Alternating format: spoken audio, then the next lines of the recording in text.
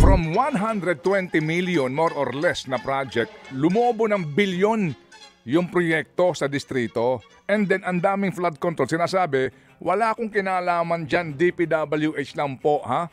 Ang may say dyan. Sa lugar mo, as in, wala kang kaalam-alam na ganong karami ang proyekto na national government. Sinasabi niya, hindi po local official ang isang congressman. A congressman, like a senator, is a national official. Diyan po, makakatandaan natin yan, ha? Hindi siya barangay kapitan o mayor o gobernador, ha? Opo. Kaya ang budget ng DPWH national, kasi nga national official ka din congressman, na dapat mismo doon pa lang sa budget deliberation, alam mo na kung magkano ilalagay sa iyong distrito na pwede mo pang padagdagan, di po ba? Ay, okay. Hindi, Ngayon, nagulat nga ako eh. Ano yun? Nagulat nga daw siya. Na lumaki? Na lumaki. Pero may reklamo ka? Hindi naman yun ang Pong advisory na naman ang ating pong mga namumuno dyan sa ICI na iyan. Opo, sa Taguig, ang ating pong schedule today ay dalawa daw po ang haharap. No? Isa pong kongresista from Pasig, si Ginoong Roman Romulo, at si Bulacan 1st District Representative. Gusto ko mapanood ito. Ito pong si Ginoong Danilo Danny Domingo. Di ba ang kanyang moniker ay Dads? Tama ba? Dads, okay. Saan sa Bulacan ito, 1st District? Ito ho yung epicenter po ng katarantag. Teka naman! Ng kawalang yaang ito. Oo. Alright. Unfortunately, anong sinasabi ng ICI mo? Ng ICI? Asa na yon? Pakibalik nga po dun sa kanina. Ang sinasabi ay? Ay, nako! Executive session requested. Okay. Yun ang so sabi. it's granted siguro itong executive session. Naguguluhan ako talaga sa ICI na yan. Kasi yung mga nauna nilang pinatawag na mga district representative, ang sinabi, yung ICI daw ang nag-offer. Hindi naman sila ang humingi. Yung ICI ang nagtanong, ano gusto nyo? Executive or live streaming? Apo. Sabi nga kahapon ni chairman, di ba? Oo. Alam mo, kaya ayoko ng kaya ayoko ng live streaming dahil dyan eh. Nung sinasabi ni Congressman Agaraw ba yun, ang pangalan niya? Oo, si Congressman Agaraw ng Laguna na sinasabi niya na hindi niya nga kakilala itong mga diskaya. Napansin mo ba ang... Hindi, doon sa usapin ng yung cellphone. Yung sa cellphone. Pwede bang namin makita? Hindi pumaya. Oo, sabi kasi nga daw... magagalit ang asawa. Sabi nga, ang tono nga ni chairman ay, alam mo, kaya ayoko nga ipa-live stream ito dahil sa mga ganyan. Ay, ganun? Anyway, so kahapon... Naku, naalala. Nakapanood po naman tayo. Sabi ko, ay salamat, at meron na pong live streaming sa wakas. Pero, kinalaunan, parang napagtanto ko na mukhang may katwiran si chairman. Kung bakit nais nila na huwag na natin mapanood. Anong kanyang katwiran? Palagay ko lang naman po ito, no? Diba? Kasi nga, mukhang lalabas ang katotohanan kung talagang ano ang kabuluhan sa buhay natin kung meron man nitong ICI na i-teach. Wala. Kasi kahapon, sorry po ito lang po naman ay obserbasyon po nung barbero na akin po nakausap na nanood. Sabi ko nga, huwag kang manonood habang naggugupit ka, baka magupit mo ang tenga ng iyong customer at makasuhan ka pa. Ha? Kasi, opo, di ba ang inaasahan natin, gaya po ng mga kagalang-galang natin ng mga proponents, mga mambabatas o senador, na kapag may hearing ay pinaghahandaan. Hindi yung pagdating dyan sa iyo, bara-barabay ka lang, o kaya para ka lang nananakot, naninindak, di ba? Wala ka naman palang laman. O kaya ang dating mo, ikaw lang, taga-shakedown. Correct. The shakedown boys. Okay. Ang pinag-uusapan, distrito ng isang congressman. At ang issue daw nga, unang-unang issue, bakit ba biglang dumami ang mga projects ng DPWH sa iyong distrito at marami dito ang mga flood control projects? Yun ang issue. Tama. Although, nabanggit yung pangalan niya ng mag-asawang diskaya ni Curly na tumanggap daw ng 9 million pesos na lagay. Alright, so ang inaasahan natin doon dahil naka-schedule naman ito supposed to be at noong pa po naman po sinasabi yan ni Diskaya na kahit papaano pagharap noong pong mambabatas ay may bala na na-inspeksyon na ng mga investigators ng ICI yung mga project sa kanyang distrito. Eh hindi pa pala, ay! Wala palang ganon. Napansin po ninyo? Napansin nyo? Wala. Yung bang pagdating doon, tatanungin ka lang, opo, tatanungin ka, itong mga proyektong ito sa distrito mo, mga flood control projects, ba't dumami? Ang dami. May ganito, may ganyan, may ganire. Oo. Ano masasabi mo? Hindi ko po alam yan eh. Kasi po, alam nyo, DPWH po yan eh. Wala po akong kinalaman dyan. Ang kinalaman ko lang po yung mga local projects po sa amin. Ilang taong ka naging congressman? Sandali po. 9 years po. Straight, 3 terms. At pagkatapos, hindi na po ako. Kailan ka bumalik? Ito lang pong 2022 hanggang 2025. 2025. Midterm Ganun. elections. Opo.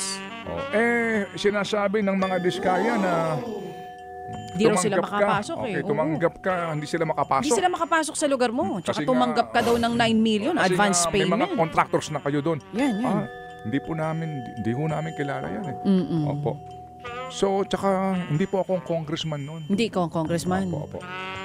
Wala man lang nagsabi na, sandali lang, sino yung congressman? Very good. Sino? Anak niya.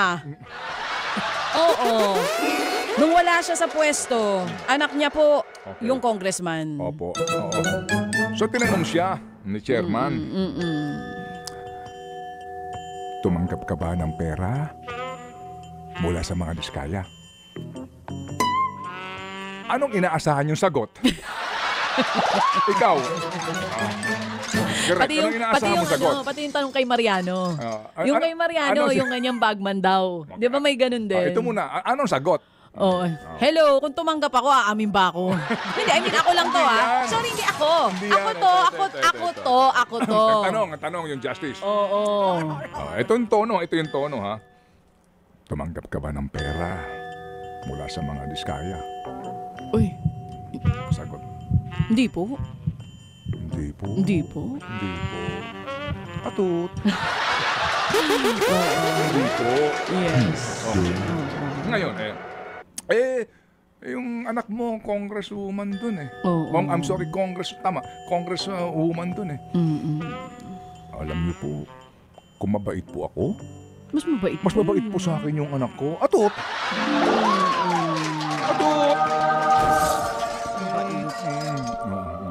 Diba? Kaya nga tayo nasadlak sa ganito, madaming mabait dito talaga sa Pilipinas. Sa totoo lang.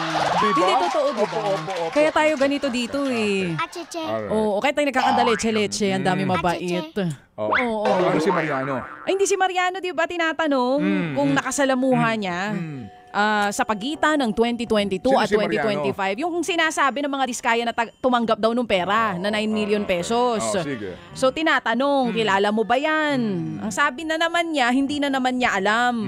Hindi niya nga daw maalala kung saan kumpanya nagtatrabaho. Pati di niya maalala kung kailan sila nagkita talaga. Okay. Pero, sinasabi niya na meron talaga siyang mga nakakausap. Kung may mga kakilala naman daw talaga siya na mga DPWH engineers doon po sa kanilang distrito. Okay. Nakakausap niya ang ilan, pero itinanggi niya na siya'y nakipag-usap po Opo. tungkol sa bidding. Hindi, yung nga po dito, ano po, well, sabi nga natin, siguro kaya nga may katwiran sila na hindi po ito live stream kasi nga lalabas ang katotohanan, di po ba? Opo. Sorry po sa kakayahan nila na talagang malaliman mag-imbestiga. Kasi nga, schedule ito eh. Ang inaasahan ko kahapon, the fact na meron na silang listahan ng from 120 million more or less na project, lumobo ng bilyon yung proyekto sa distrito. And then, ang daming flood control. Sinasabi, wala akong kinalaman dyan, DPWH lang po, ha? Ang may say dyan. Sa lugar mo, as in, wala kang kaalam-alam na ganong karami ang proyekto na national government. Sinasabi niya, hindi po local official ang isang congressman. A congressman, like a senator, is a national official. Diyan po, makakatandaan natin yan, ha? Hindi siya barangay kapitan o mayor o gobernador, ha? Opo. Kaya ang budget ng DPWH national, kasi nga national official ka din, congressman, na dapat mismo doon pa lang sa budget deliberation, alam mo na kung magkano ilalagay sa iyong distrito na pwede mo pang padagdagan, di po ba? Ay, okay, hindi, ngayon. Nagulat nga ako eh. Ano yun? Nagulat nga daw siya. Nalumaki? Nalumaki. Pero may reklamo ka? Hindi naman yun ang kung ako yun nagulat po ako. Justice, nalumaki. Nagreklamo nga ako kasi nga kulang pa daw. Oo. Anyway, sige, so,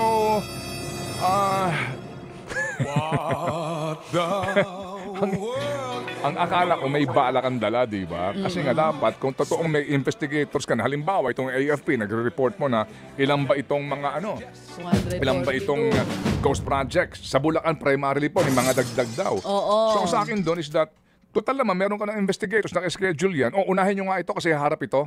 Ano actual findings doon sa distrito? Diba? Hindi yung ganito karami ang proyekto. Pakialaman mo na nga yan. Oo, sa dulo pakialaman. Anong pakialam? Oo, correct. O, pakialaman mo na yan, ha? Oo, pakialaman mo na yan, ha? Pakialaman mo na yan. Opo. I mean, with all due respect, kaya din po mag-iisip kayo, ano ba ang kabuluhan nitong ICI na ito? Baka naman po sa mga susunod na mga pagtatanong nila, saan nilang iimbitahan, ganun din. Binanggit ka ng mga diskaya. Tumanggap ka ba ng pera mula sa kanila? Sasagot ito si Congresswoman. Ano sagot mo? Hindi po. Mabait po ako. Sige. Kung ganun, sige. Goodbye. Ha? Sige. XOXO. Merry Christmas. Akala ko wala nakapansin. Sabi ko, parang nagkakapi lang sila. Parang kapihan lang. Okay, sige. Sandali lang po mga kapatid. Hindi pa po tayo tapos sa ating pong pagbabalik. Isa pang importanteng panayam at tandaan po ang title ng ating Think About It ay Magpakahirap para sa Korap! Napanood niyo yung mga video ng mga congressmen at tungkol sa sa suspension ng Ethics Committee at ng House Majority kay Congressman Kiko Barsaga ng Cavite, no? Ano nangyari dyan sa mga human rights defenders dyan sa House? Bigla nakalimutan yung freedom of speech. Dapat balancing of interest, panalo lagi ang freedom of speech. Lalo na pag inside the halls of Congress, na siya mismong dapat ay nagpapatibay ng ating saligang batas, di ba? Ba't naman ganun? Pag ang congressman, si Kiko, ay nagkikriticize kay BBM, tinatawag siyang magdanakaw, o mandurugas, magnanakaw, isususpindi nila. Pero pag si Congressman Puno naman nagsabing gandang lalaki at honest nitong si Martin Romualdez, hindi nila isa-cite for unethical conduct for being biased. Putang.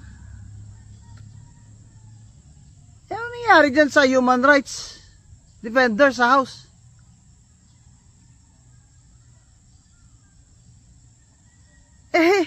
Hindi ba dapat ikumpara mo naman sa pagkanipis ng balat sibuyas ni Congressman Puno ang konstitusyon na napakapakapal ng ating mga karapatan dyan sa Bill of Rights, abay dapat panalo si Kong Kiko at hindi siya dapat masuspend. Dapat chastise pa nga yan si Congressman Puno. Akala mo naman kung sinong napakamoral na tao. Ano, Congressman Puno? Halika, punta tayong Luneta, tayong dalawa, live stream. Pakita mo sa akin na ikaw you are a moral man. Akala mo naman kung sino ikaw na... Hindi ka ba immoral? Wala ka bang ginawang mga immoral? Pero sa loob ng House of Representatives, pag freedom of speech ang pag-uusapan, ay dapat hindi na nga yan iniisip pa. Dapat agad mo nang, kung ikaw ay talagang napasok yun sa ulo mo, tigat-tigat na mga kukote nyo dyan, ng Article 3 ng Konstitusyon, Dapat hindi nyo na ngayon pinag-iisipan eh, sabihin nyo, freedom of speech yan eh. Ayoko lang yung manner of saying it. Gaya nung Attorney Commissioner Guanzon, freedom of speech yan, pero ayoko lang yung sinasabi niya, putang ama kayo dyan eh. Oh. You don't like him. That's why freedom of speech does not apply to him. You don't like what he's saying because that's why freedom of speech does not apply to him. Freedom of speech applies only if you like what he's saying. You pretentious fox. Balikan natin ang hatol ng Ethics Committee ng House of Representatives kay Congressman Kiko Barsaga. Dahil daw, according to Congressman Abalos, na party list 4Ps, minority leader pa yan ha. Assistant minority leader. Ang asal daw at ugali ni Congressman Kiko Barsaga ay hindi ayon sa kanilang standard. Mahirap po yan. Kung ang ugali namin ay kailangan maging sapat sa standard nyo bago kami makakongressman. O kaya ay para kami ay manatili bilang congressman. Ang asal at ugali ay parte po ng personalidad ni Congressman Kiko Barsaga. Kumbaga, kung kaya, yung kanyang style ay ganun. Dahil po sa kanyang personality. O, hindi po ba? O, kung ayaw nyo po ng kanyang ugali, hindi naman po kaninyo siya kapatid. Di naman po kayo nakatira sa isang bahay na makukorek nyo yung ugali niya. Yun nga mga kapatid, hindi nga pwede i-correct yung ugali ng kapatid nila eh.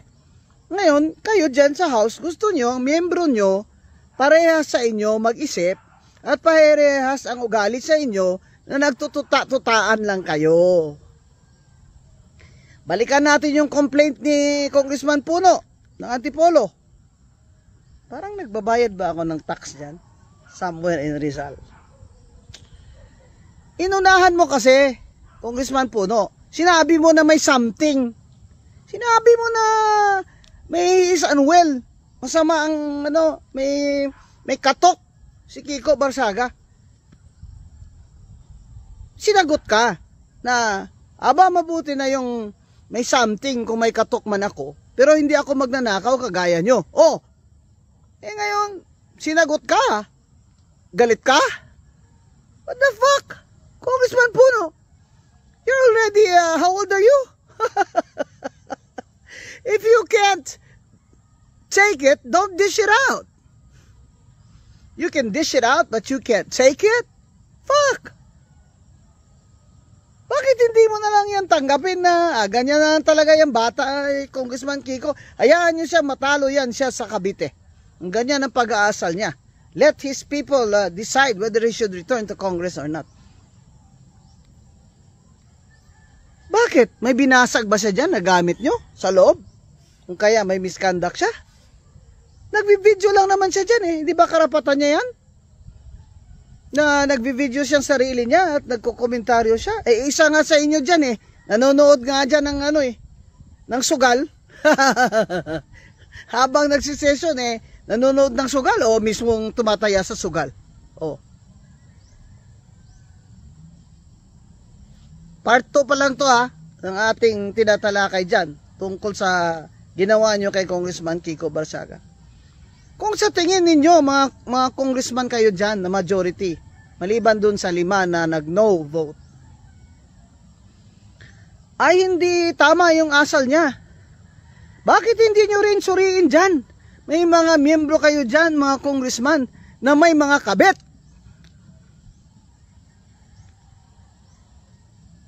Puta kayo nga dyan, may kabit eh.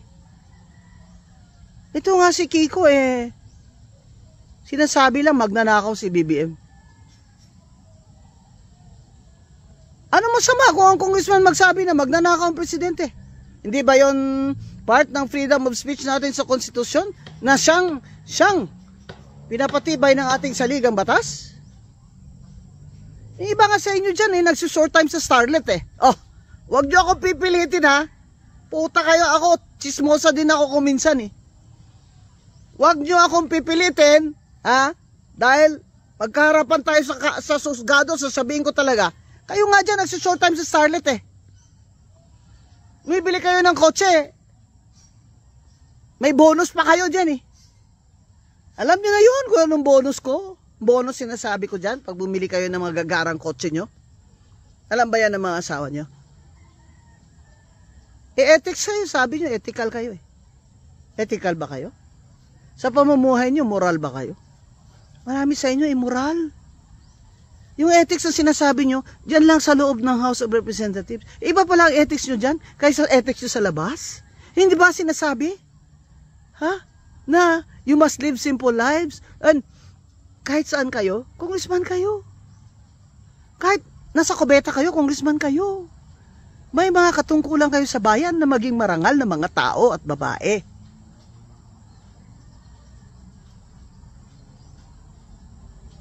Freedom of speech. Freedom of speech ang pinag-uusapan natin dito. Hindi yung kung sino ang sa tingin nyo ay tamang ugali bago mag-congressman. Puta kayo dyan.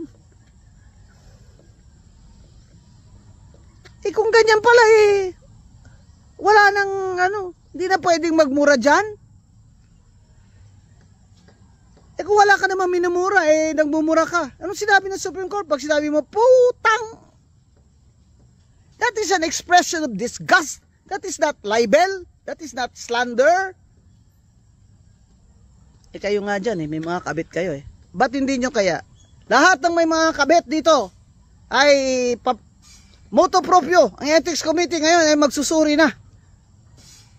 Lahat ng mga anybody, mga kababayan, sumulat kayo kay Speaker D na si ganito, si ganyang congressman may kabit. Ilagyan mo anonymous. Pero pag ikaw ay sabihin mo pinatawag ay maaari ka namang magsumite ng iyong salaysay basta nakatakip lang yung mukha mo. Kasi hindi ka naman miyembro ng House Pero kung ganyan, Ethics Committee, pwede ba, kailangan ba congressman talaga ang mag-file dyan kontra sa isang congressman din?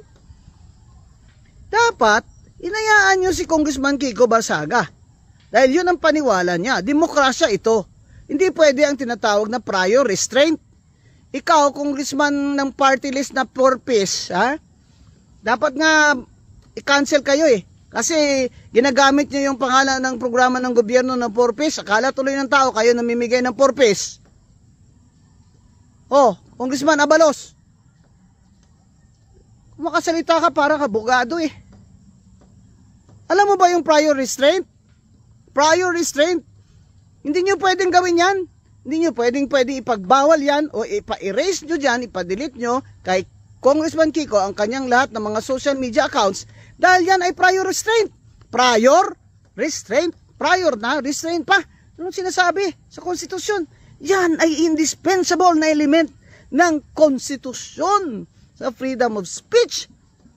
Hindi mo pwedeng pagbawalan ang tao bago siya makasalita. Dahil demokrasya ito. Paano mo malalaman kung sasabihin ko bukas na putang ama mo? Bukas ko pa sasabihin yun. Na magnanakaw ka. Bukas ko pa rin sasabihin yun. Bakit mo ako ipapasara ang social media account ko? Kung hindi mo pa nga alam anong sasabihin ko bukas? Sana mag-file sa Supreme Court itong Congressman Kiko Barsaga na magagandang landmark case ito. Mga kababayan, nakakahiya na itong House of Representatives natin. Sila mismo hindi sila nahihiya sa sarili nila. Sana yung mga anak nila ay pangaralan sila. May part 3 po tayo. Makinig kayo.